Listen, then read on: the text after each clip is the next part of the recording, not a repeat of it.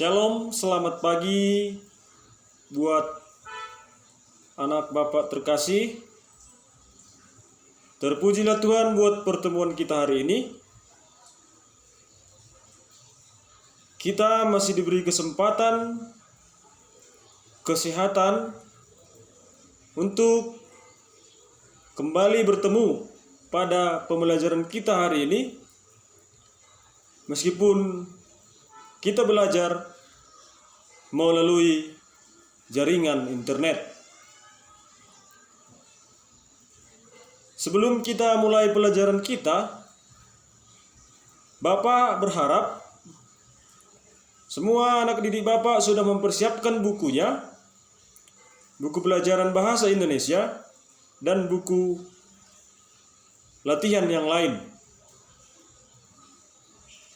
Jadi, sebelum kita belajar, mari kita terlebih dahulu berdoa dalam diri kita masing-masing. Berdoa kita mulai.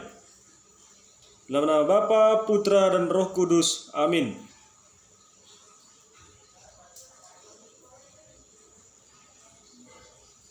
Berdoa selesai. Dalam nama Bapa, Putra, dan Roh Kudus. Amin. Baik, seperti yang sudah kita pelajari pada minggu yang lalu, yaitu tentang teks deskripsi, yang mana materi kita terakhir yaitu mengenai struktur teks deskripsi. Jadi, baik, kita lanjut materi kita, yaitu menelaah struktur dan bahasa teks deskripsi. Apa itu menelaah? Menelaah yaitu mencari atau menemukan kekurangan atau kesalahan yang ada pada struktur sebuah teks deskripsi. Seperti yang kita ketahui, struktur teks deskripsi itu ada 3. Yang pertama yaitu identifikasi. Ya. Identifikasi itu berisi gambaran umum sebuah objek yang kita deskripsikan. Seperti contoh pada bukumu halaman 18, ini, seperti yang Bapak tunjukkan ini, halaman 18. Baik, agar kita baca dalam hati kita, sekalian Bapak jelaskan bahwa sebuah teks deskripsi yang diawali dengan struktur identifikasi adalah berisi gambaran umum. Seperti contoh pada buku kita yaitu Rumah Tongkonan. Ya. Jadi pada isi identifikasi ini, pada contoh Rumah Tongkonan ini adalah berisi pengertian. Itu kalimat pertamanya. Apa itu rumah tongkonan? Setelah itu, dari mana asal rumah tongkonan ini? Atau letaknya di mana?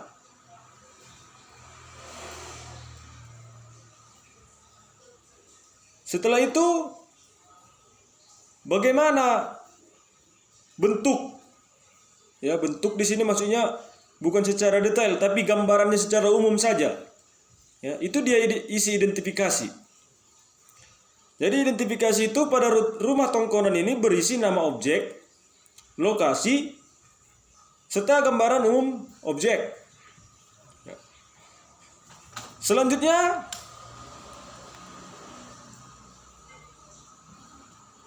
yang kedua adalah deskripsi bagian. Seperti yang sudah Bapak jelaskan kemarin, bahwa deskripsi bagian itu berisi bagian-bagian objek secara rinci. Jadi kalau pada rumah tongkonan ini dijelaskan di dalamnya, yaitu rumah tongkonan ini terbuat dari apa, seperti itu. Ya. Selanjutnya, bagaimana hiasan-hiasan yang ada pada rumah tongkonan ini. Selanjutnya bentuk, ya, bentuknya juga dituliskan pada deskripsi bagian. Selanjutnya struktur yang ketiga itu adalah penutup, yaitu yang berisi pesan atau kesan umum yang disampaikan kepada pembaca. Sungguh kaya warisan budaya Indonesia. Nah, jadi kalau dia pada kesan umum ini ada kalimat seperti menakjubkan gitu. Sungguh luar biasa. Sungguh kaya. Nah, saya bangga memiliki warisan budaya dengan nilai artistik yang tinggi dan unik.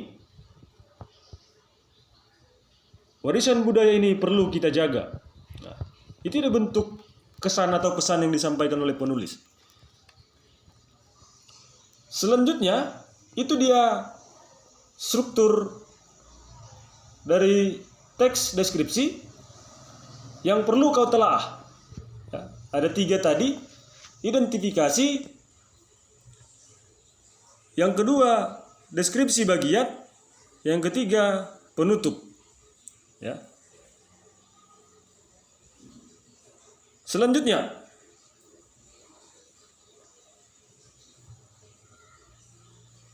jadi kalau dia identifikasi deskripsi bagian sudah jelas ya, dan penutup sudah jelas. Selanjutnya jenis pembagian deskripsi bagian. Nah, jadi dalam kita menjelaskan sebuah deskripsi ini, pada bagian deskripsi bagian ada 4 cara yang perlu kita pelajari atau yang perlu kita pahami agar kita tidak bingung membuat deskripsi bagiannya. Ada 4 di sini jenis pengembangan deskripsi bagian. Yang pertama yaitu deskripsi bagian berdasarkan ruang. Yang kedua itu deskripsi bagian berdasarkan anggota bagian-bagian objek. Yang ketiga deskripsi bagian berdasarkan proses sesuatu berlangsung. Yang keempat, deskripsi bagian berdasarkan pemfokusan. Jadi pertanyaannya, apakah keempat deskripsi bagian ini bisa kita gabungkan untuk mengungkapkan bagian-bagian objek? Bisa, alangkah lebih baik. Dia akan semakin terperinci. Alangkah baiknya juga jika kita pilih salah satu dalam pengembangan deskripsi bagian ini. Ya, kita pilih salah satu. Bisa juga. Tidak ada jadi masalah. Yang pertama, pengembangan deskripsi bagian berdasarkan ruang. Jadi kalau dia pengembangan deskripsi bagian berdasarkan ruang, berarti kita mendeskripsikan ya hanya bagian ruangnya saja. Seperti itu. Deskripsi perincian bagian-bagian ruang objek yang dideskripsikan. Misalnya, penulis mendeskripsikan bagian pintu masuk, bagian tengah, bagian belakang. Perincian ruang juga dapat menyebut nama ruang-ruang dan cirinya. Yang kedua, pengembangan deskripsi bagian yaitu berdasarkan anggota bagian-bagian objek. Jadi kalau ini berisi perincian bagian-bagian yang dideskripsikan. Contoh, pantai digambarkan bawah lautnya, bibir pantai, ombak dan pasirnya, pemandangan tumbuhan dan hewan pantai. Nah, yang ketiga, berdasarkan proses sesuatu berlangsung. Berisi perincian bagian awal, mulai meningkat, puncak, dan penutup. Misalnya, penulis mendeskripsikan awal pementasan, puncak adegan, mulai meluruh, dan penutup. Ya. Biasanya kalau deskripsi bagian berdasarkan proses sesuatu berlangsung ini, ketika kita mendeskripsikan suatu kegiatan. Ya. Contoh ada kegiatan pentas seni. Coba kau deskripsikan. Jadi yang ketiga, yang proses sesuatu berlangsung inilah kita pakai cara pengembangan deskripsi bagiannya. Yang keempat, deskripsi bagian berupa pemfokusan. Berarti ada satu objek yang kita fokuskan untuk kita deskripsikan pada bagian deskripsi bagian.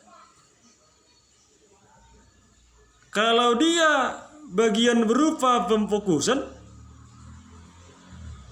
berisi bagian yang paling disukai dari bagian yang dideskripsikan. Contoh, bagian yang paling saya sukai dari perpustakaan ini adalah ruang bacanya. Desain unik dengan cat cerah memberikan kenyamanan yang luar biasa kepada pengunjung. Ya. Jadi ada 4 pengembangan deskripsi bagian. Bisa kau pergunakan seluruhnya ketika mendeskripsikan suatu objek. Bisa kau gunakan salah satu dari keempat pengembangan deskripsi bagian ini. Ya. Oke.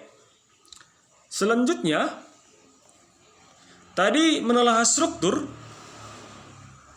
Sekarang yang kedua, menelaah penggunaan bahasa pada teks deskripsi. Kemarin ada beberapa penggunaan bahasa pada teks deskripsi yang sudah kita pelajari. Ya. Kalimat yang mengonkretkan, kalimat yang menggunakan serapan panca indera. Oh, ini yang ketiga. Bapak sepertinya pada penggunaan kata dasar ini belum Bapak masukkan kemarin saat pertemuan kita ya. Jadi Bapak jelaskan juga ini saat ini ada tambahannya satu dari yang sudah kita pelajari kemarin. Penggunaan kata dengan kata dasar K, P, T, S. Ya. Mari kita perhatikan contohnya. Ya. Mari kita perhatikan contohnya. Ugi Agustono memprakarsai cinta Indonesia dengan cara menuliskan keindahannya. Telaah penulisan kata, imbuhan men tambah prakarsai, fonem P tidak luluh. Karena setelah awalan men diikuti oleh kata dasar yang diawali dengan PR yang merupakan kluster. Baik, fonem seperti yang tertulis pada buku kita ini. Fonem itu adalah bunyi bahasa. Ya. Bunyi bahasa terkecil yang dapat membedakan makna. Itu fonem. Ya. Bunyi bahasa terkecil yang dapat membedakan makna. Ya. Contoh, pada kata mari dan mati. Apa fonem terkecil di situ yang membedakan kata ini? Sehingga maknanya juga beda. R dan T. Ya. Ya, mari, mati. Nah. Ada satu fonem yang membedakan mereka hingga maknanya juga berbeda.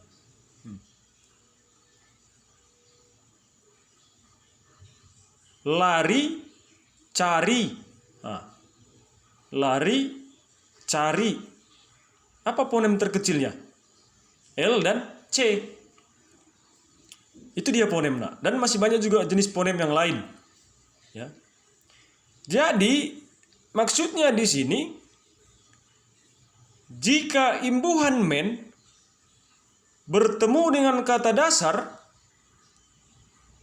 yang berbentuk kluster, ya, kata dasar itu adalah kata yang belum dipengaruhi oleh bentuk lain, ya. Contoh pakai itu kata dasar. Tapi kalau sudah memakai, sudah tidak kata dasar lagi karena sudah dipengaruhi oleh bentuk yang lain, yaitu imbuhan. Nah. Jadi jika imbuhan men bertemu dengan kata dasar yang diawali dengan kluster, P-nya tidak luluh. Contoh pada kata prakarsa. Ya, contoh pada kata prakarsa. Men tambah prakarsa menjadi memprakarsai. Nah, ya. Jadi kalau kluster itu adalah gabungan dari dua buah fonem yang tidak dipisahkan, yang tidak bisa dipisahkan dalam satu kata. Gitu. Contoh tadi prakarsai, pratinjau, struktur. Apa di situ klusternya? ST, ya, struktur. Apalagi jenis kluster yang lain? Contoh saja kita buat prakarya, kluster. Nah, kan apa dia di situ fonem? Apa di situ klusternya? KL. Nah. Jadi jika imbuhan men bertemu dengan kluster, P-nya tidak luluh. Jadi bagaimana jika imbuhan men bertemu dengan kata dasar yang huruf pertamanya KPTS, ya? Jika imbuhan men yang bertemu dengan kata dasar yang huruf pertamanya K, P, T, dan S, P-nya di situ atau kata dasar yang keempat ini tadi, yang keempat huruf ini tadi akan luluh. Contoh jika imbuhan men bertemu dengan kata dasar pesona, ya. Ya, pesona, huruf pertamanya kan P. Jadi jika bertemu dengan men tambah pesona, P-nya akan luluh. Jadi memesona, bukan mempesona, ya. Memesona, ini yang benar, bukan mempesona.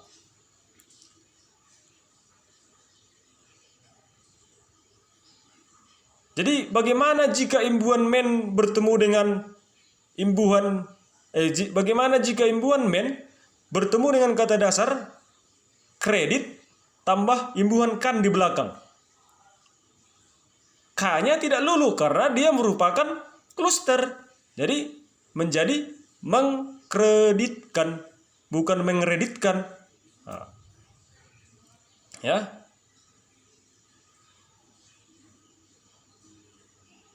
Contoh kata dasar yang bertemu, contoh imbuhan men yang bertemu dengan kata dasar tampil, tambahkan. Jadi men tambah tampil, tambahkan, bukan mentampilkan, tapi menjadi menampilkan.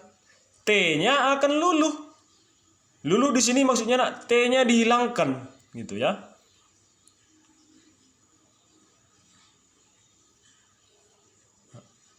Jadi coba cari kata dasar yang huruf pertamanya K dan kata dasar yang huruf pertamanya S. Jika bertemu mereka dengan imbuhan men, K dan S tadi akan luluh. Contoh, men tambah siram, bukan men siram, tapi menyiram. Ya. S-nya akan luluh. Contoh men tambah timbul, tambahkan. Men tambah timbul, tambahkan. Bukan mentimbulkan, tapi menimbulkan. T-nya akan luluh.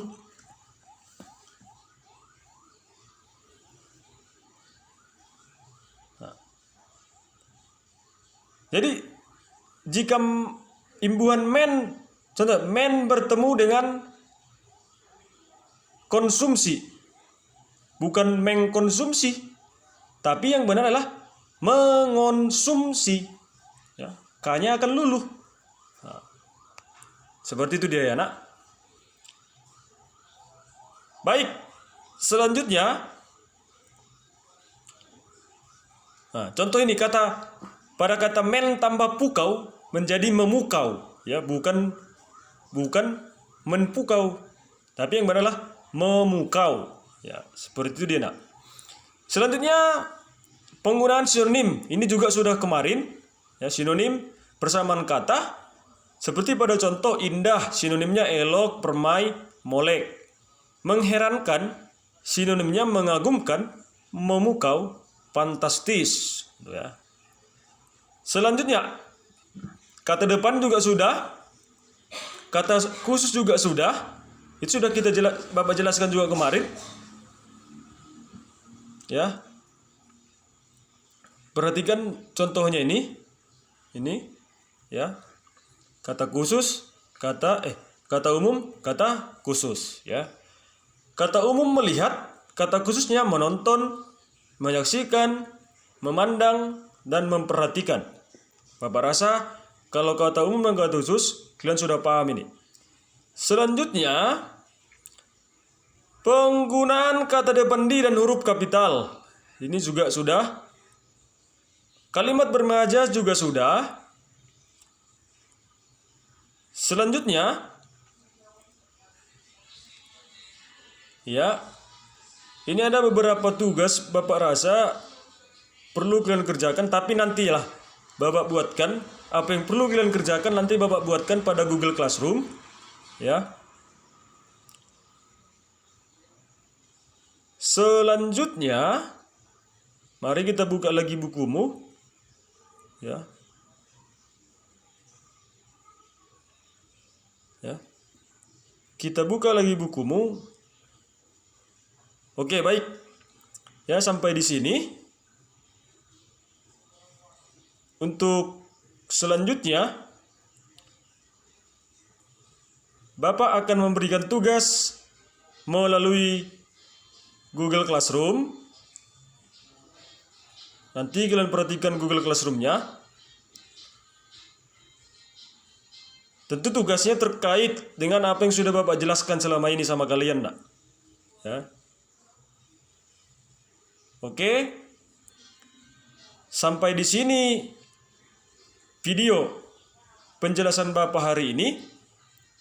Mari kita lanjut pembelajaran kita pada Google Classroom dengan mengerjakan tugas yang akan Bapak berikan. Sekian penjelasan dari Bapak. Apabila nanti ada yang kurang paham, bisa ditanyakan kembali sama Bapak. Terima kasih.